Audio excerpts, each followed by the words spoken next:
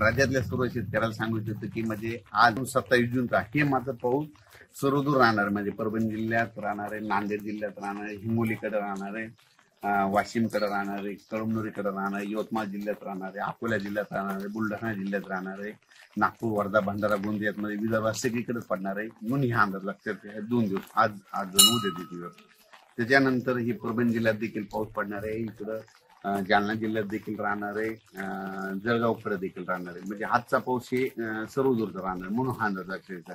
पण राज्यामध्ये 1 तारखेपर्यंत 1 जुलैपर्यंत राज्यात विदर्भ आणि मराठवाड्यातच जरा जास्त पाऊस पडणार आहे.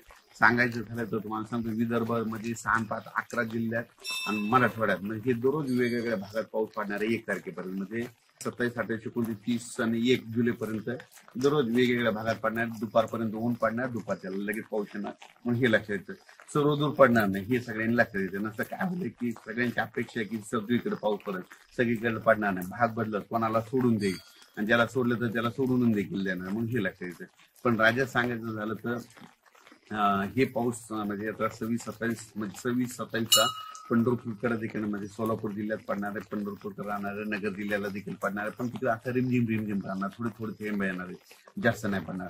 पण हे लातूर जिल्ह्याला पडणार आहे, धाराशिवला देखील आजचा पाऊस पडणार आहे. त्याच्यानंतर राज्यात सांगायचं झालं तर पंढरपूरला म्हणजे 5 आणि 6 तारखेला म्हणजे पंढरपूरच्या यात्रेकरूला त्यांना पाऊस मध्ये वरून राजे भिजवणार आहे म्हणून हे देखील आताच अंदाज त्यांनी लक्षात घ्यायचा.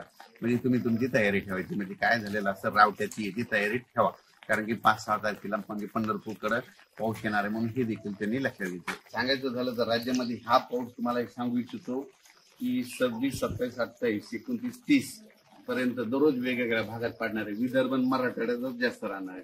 त्याच्यानंतर 1-2 तारखेला 1-2 जुलैला पाऊस येणार आहे की मग पूर्व विदर्भ आणि पश्चिम विदर्भात तिकडे राहणार आहे म्हणून हे लक्षात येतं.